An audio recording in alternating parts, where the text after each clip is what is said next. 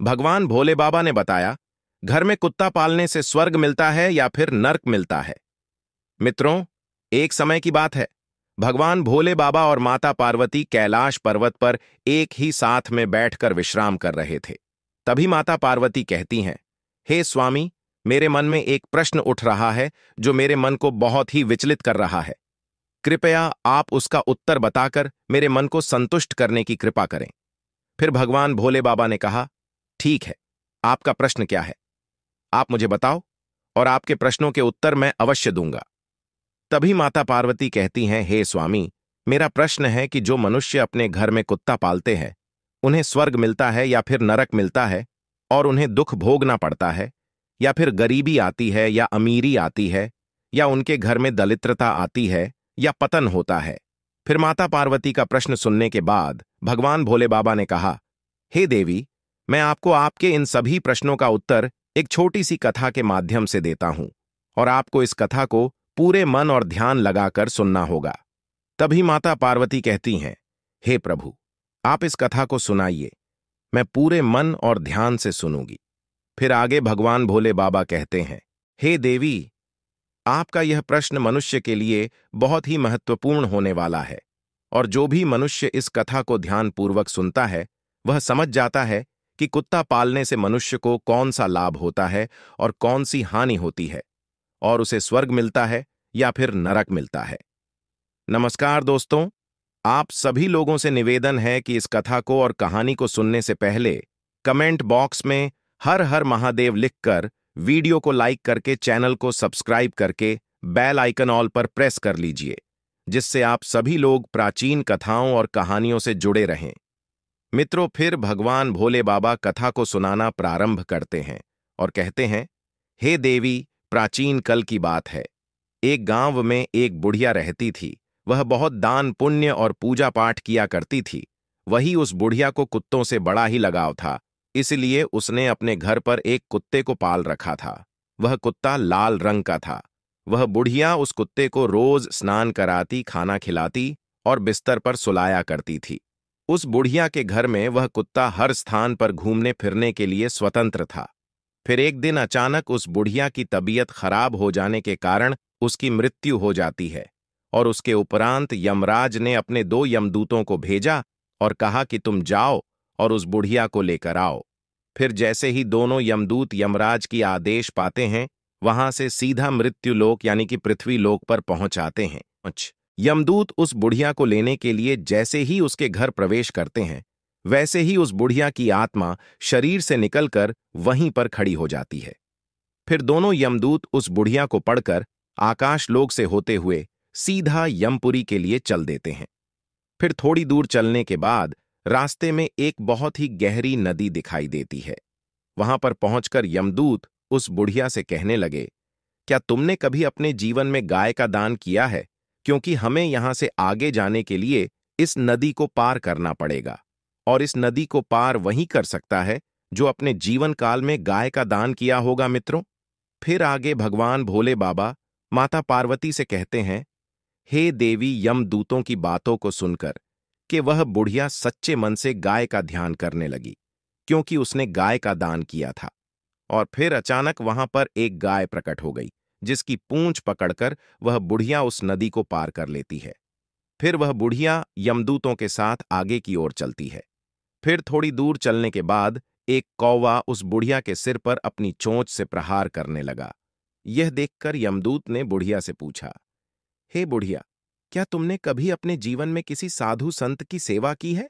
फिर बुढ़िया ने कहा, हमने जीवन भर साधु संतों का सम्मान किया है और उनका आदर सत्कार किया है। यमदूत की बात सुनकर बुढ़िया ने सच्चे मन से साधु संतों को याद किया। इसके बाद कौवा उस बुढ़िया को चोंच मारना बंद कर दिया और वहां से चला गया। फिर थोड़ी दूर चलने के बाद रास्ते में बहुत सारे काले कुत्ते आ जाते हैं, जो उस बुढ़िया का रास्ता रोक लेते हैं। तब यमदूत कहने लगे, हे बुढ़िया, यदि तुमने अपने जीवन में कुत्तों को भोजन खिलाया है, तभी यह कुत्ते तुम्हें आगे जाने के लिए रास्ता नहीं रोकेंगे। यमदूतों की बातों को सुनकर बुढ़िया अपने सच्चे मन से कुत्तों का आवाहन करने लगती है। तभी वो सारे कुत्ते अपना रास्ता बदलकर आगे निकल जाते हैं, और फिर बुढ़िया और यमदूत आगे की ओर चल दिए। थोड़ी दूर चलने के बाद बुढ़िया के पैरों में कांटे चुभने लगे। तभी यमदूत ने बुढ़िया से कहा, बुढ़िया, क्या तुमने कभी अपने जीवन में किसी को जूते चप्पल दान किया है?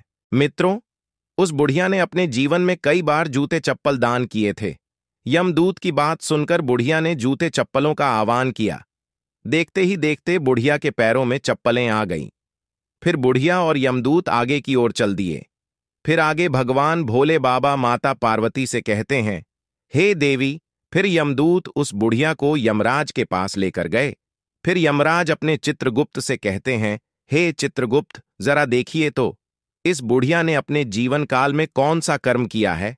तभी चित्रगुप्त अपनी मोटी सी किताब को खोलकर उस बुढ़िया का लेखा जोखा देखते हैं कि वह अपने जीवन काल में कितने अच्छे कर्म की है और कितने बुरे कार्य की है।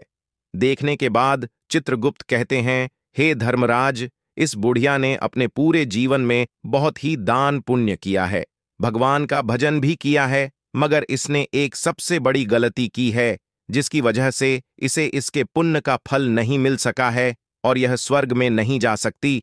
तब वह बुढ़िया बोलती है कि हे धर्मराज, मैंने ऐसा कौन सा काम किया है, मेरी पूजा पाठ और दान पुण्य में ऐसी क्या कमी रह गई है जिसकी वजह से मुझे स्वर्ग में स्थान नहीं मिलेगा।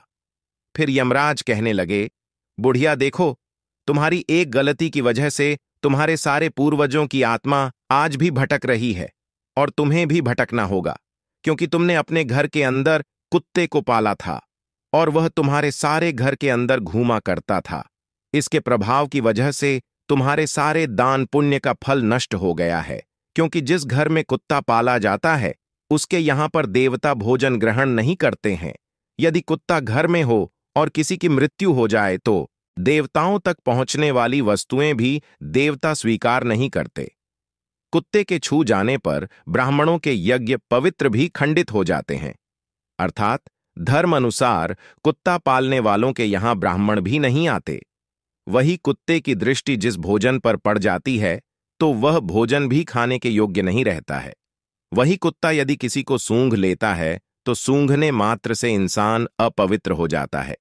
इन्हीं कर्मों से कुत्ते को कभी भी घर के अंदर पालना नहीं चाहिए।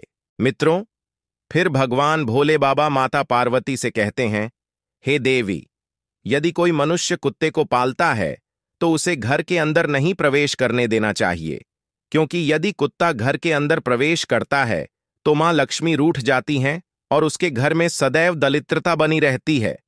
फिर आगे भगवान भोले बाबा कहते हैं, हे देवी, अब मैं तुम्हें एक छोटा सा संवाद सुनाऊंगा जिससे कुत्ते के साथ व्यवहार करने के कारण युधिष्ठिर को भी स्वर्ग के बाहर ही रोक दिया गया।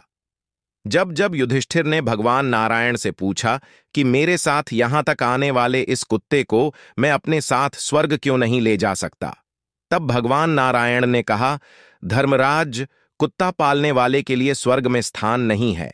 ऐसे मनुष्यों का स्वर्ग में प्रवेश वर्जित है, क्योंकि कुत्ते से पलित घर के किए गए यज्ञ और पुण्य कर्म फल में क्रोधवश नाम राक्षस का हरण कर लेता है, और तो और उस घर के सदस्य कोई दान पुण्य हवन इत्यादि जो भी पुण्य का फल इकट्ठा करते हैं वह सब घर में कुत्ते के पालने से या कुत्ते की दृष्टि मात्र पड़ने से वह सारा फल निष्फल हो जाता है।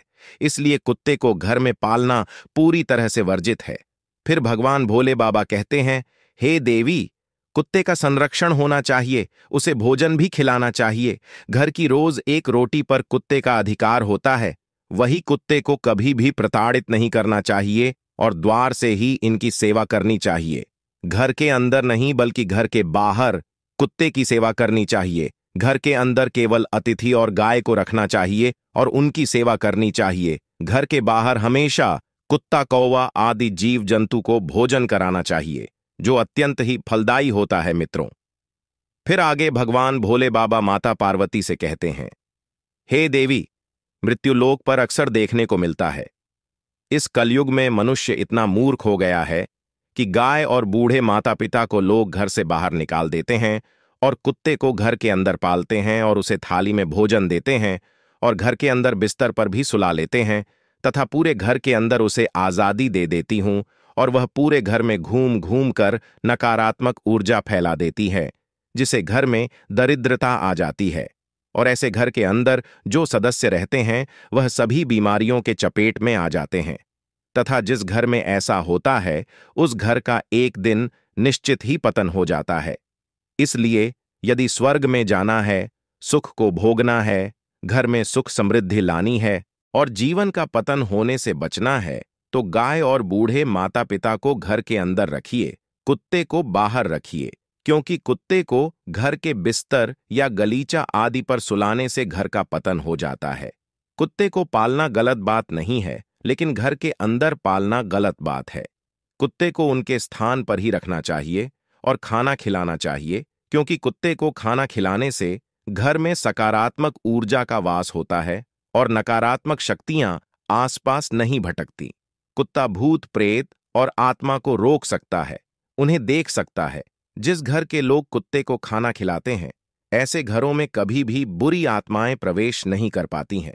वही कुत्ते को रोटी खिलाने से भगवान शनिदेव के आशीर्वाद के साथ साथ कुंडली में मौजूद राहु केतु के दोष समाप्त हो जाते हैं।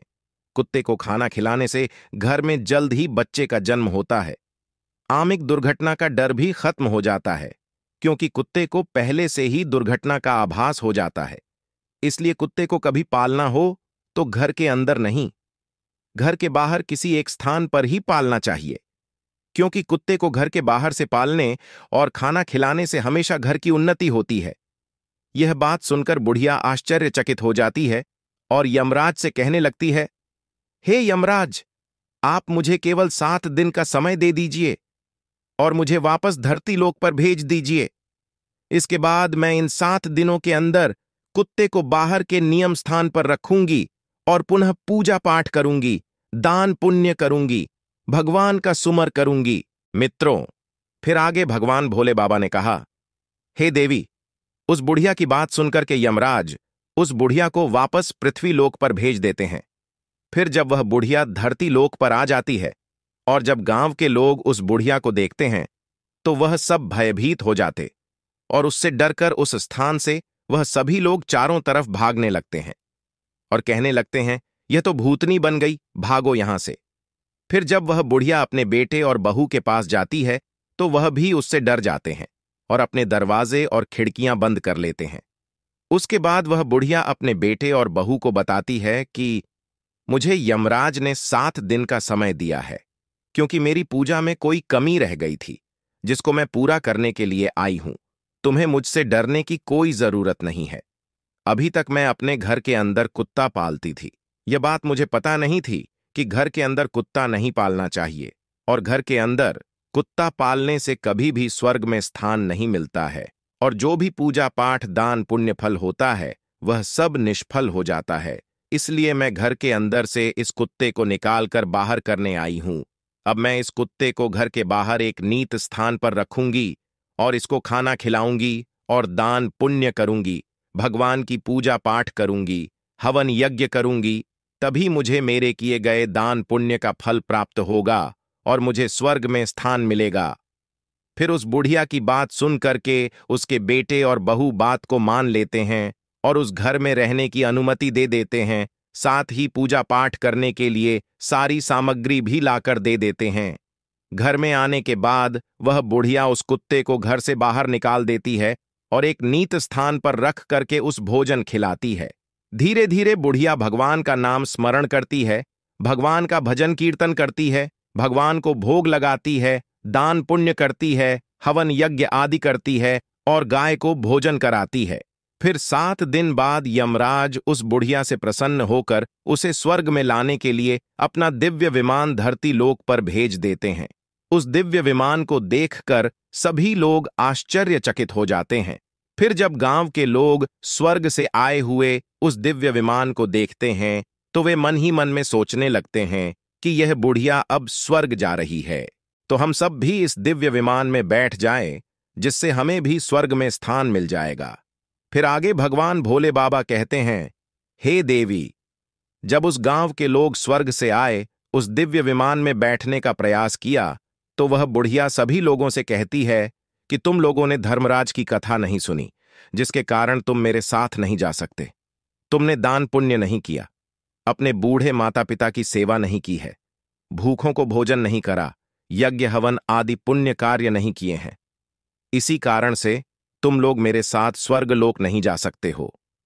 मेरे साथ केवल मेरी पड़ोसन जा सकती है, क्योंकि उसने 7 दिन तक मेरे साथ बैठकर भगवान की कथा सुनी है, पूजा पाठ किया है, दान पुण्य किया है और सच्चे मन से ईश्वर का ध्यान भी किया है। उस बुढ़िया की बात सुनकर कर गांव के लोग कहने लगे कि हमारा आपसे निवेदन है कि हमें भी ईश्वर की महिमा सुनाओ, जिससे हमारा भी कल्याण हो जाए। फिर गांव वालों की बात सुनकर कि बुढ़िया सभी को भगवान की महिमा सुनाने लगती है।